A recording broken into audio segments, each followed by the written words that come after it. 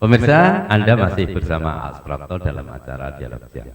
Kami lanjutkan dialog pada siang hari ini bersama seorang penyanyi TVRI di era 80-an.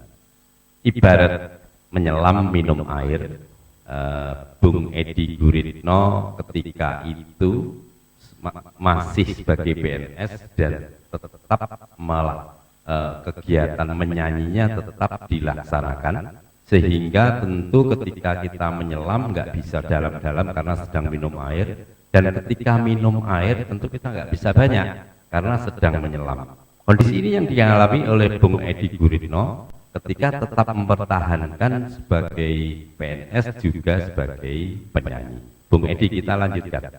Kondisi yang saya analogikan dalam peribahasa sambil menyelam minum air ini tentu dialami Bung Edi karena tetap mempertahankan PNS sambil berkarir sebagai penyanyi. Kondisi seperti itu seperti apa kondisi Bung Edi?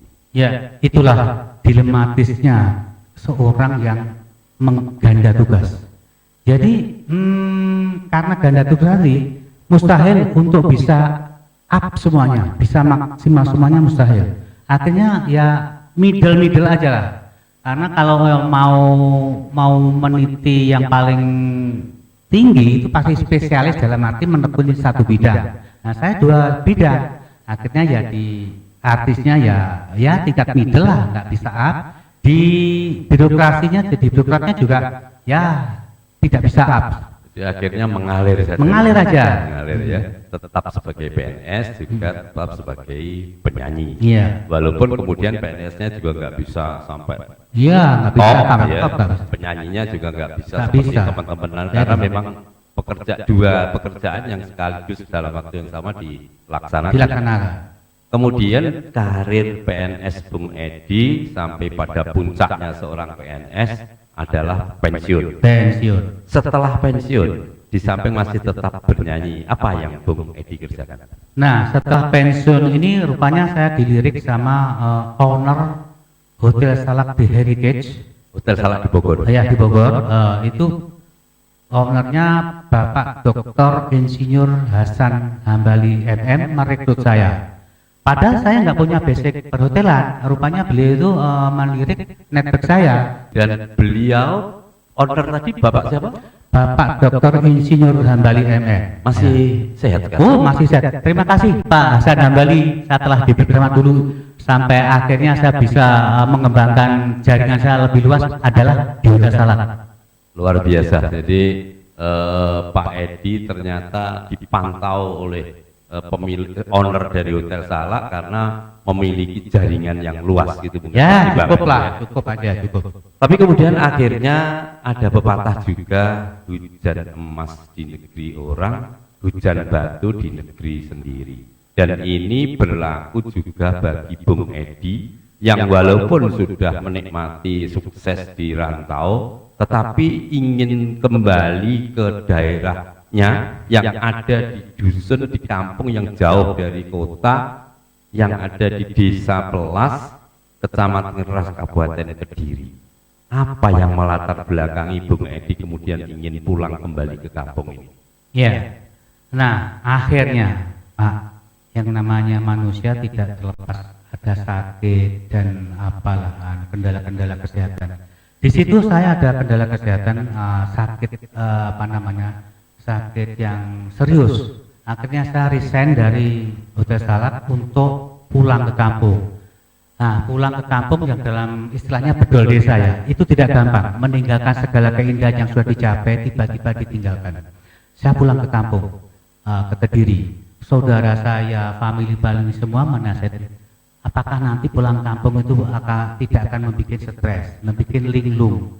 Saya yakinkan kepada saudara-saudara semua saya, tidak, karena ini sudah niat dari saya sendiri. Kecuali kalau pulang kampungnya ya dalam pengejaran oleh aparat, oleh apa itu mungkin bisa stres. Akhirnya yakinlah saudara-saudara, oke deh kalau mau begitu saya boleh artinya tentram lah saudara saya, tidak mengkhawatirkan atas kepulangan saya yang secara terus menerus Kediri itu. Jadi itu setelah pensiun berapa tahun kemudian Bung Edi pulang ke kampung itu? Itu setelah setahun, satu tahun pensiun. Setelah pensiun ya. Iya, pulang. Jadi segala kenikmatan dan keindahan Kota Bogor Saya lepas. dilepas. Saya lepas. Dengan nawa itu yang kuat Nawa gitu itu. ya, Bung Edi lepaskan.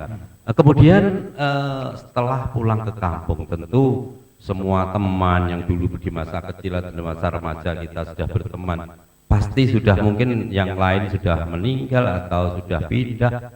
Bung Edi bagaimana cara kemudian menikmati hidup dengan menjalin pertemanan kepada kawan-kawan lagi ini? Wah, itu yang sulit ya. Tadinya saya memang sudah pasrah ya, sudah punya teori bahwa semua di dunia ini adalah pasti ada tamatnya, ada endingnya. Termasuk saya sangat tamat, tamat dalam arti riwayat nyanyi, riwayat senang itu tak anggap tamat.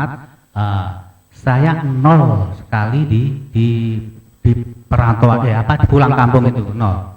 Ibaratnya saya memang sudah tekad jadi kepompong, tidak tahu utara selatan, nggak roh lor kidul, nggak masalah. Yang penting kesehatan saya, berobat saya berhasil. Dan alhamdulillah berobat ke sana kemari dengan tekun saya akhirnya berhasil pulih kembali menyembuhkan sakitnya tadi Iya. ya, karena pulang ke kampungnya awalnya dilatar belakangi ingin menyembuhkan sakit sakit tadi ya, dan alhamdulillah berhasil bisa sembuh. Iya. Kemudian pelan-pelan membangun jaringan pertemanan dan tetap kegiatan hobi bernyanyinya tetap diintensifkan. Iya, ya. diintensifkan. Nah, ini saya punya foto ini kegiatan Pak Edi bernyanyi. Ini foto sebentar. Ini foto di rumah ini. Yang foto ada saya punya foto golden memories. Bukan ini, bukan. Ini foto di rumah. Terus lanjut. Foto golden memories. Nah, ini. Iya. Ini acara apa yang Pak Edi setelah bangun Ya, pertemanan setelah? Ini acara Golden Memories, di mana waktu itu sebelum Golden Memories itu saya sudah ditampilkan oleh GM Pabrik Gula Pesantren Kediri, Bapak Arifin, itu membuat acara 1 jam bersama Edi Guritno. Nah, dari situlah banyak orang Kediri yang akhirnya tahu saya tentang saya jadi artis tahu.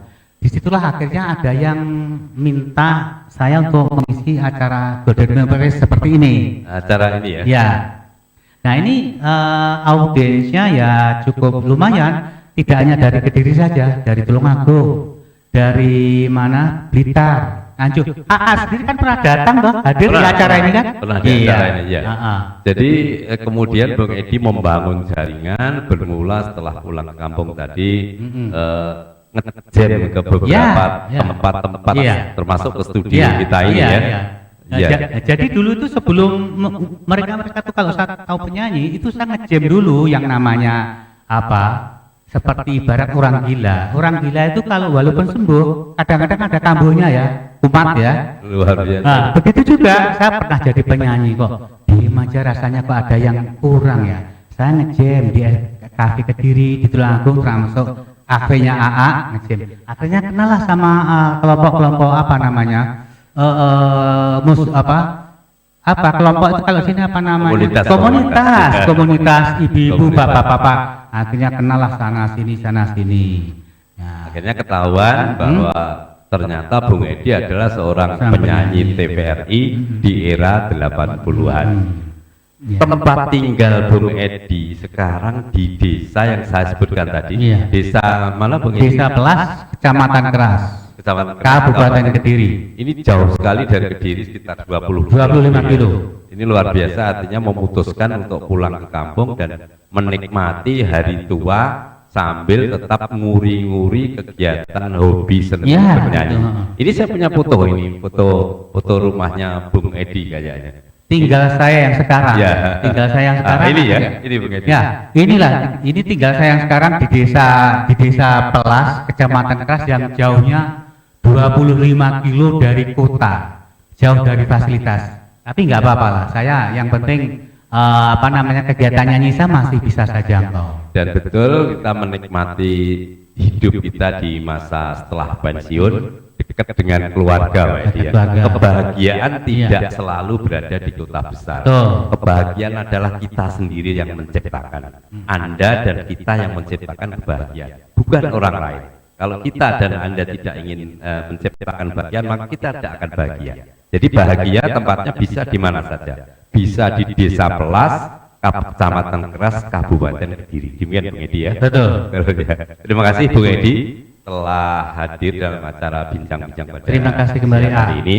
Mudah-mudahan apa yang kita perbincangkan ada manfaatnya untuk memberikan support, untuk memberikan panduan kepada anak-anak, kepada teman-teman, bahwa untuk mencapai karir kita harus gigih, kita harus mau bersusah-susah. Demikian juga ketika kita ingin bahagia, maka kita sendirilah yang bisa membahagiakan diri kita.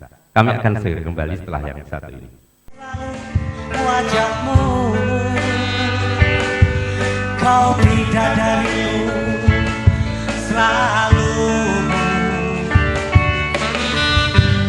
dalam tidurku selalu terbayang, kan senyummu yang selalu menawan, gelisah selalu hatiku. Kau bidadariku,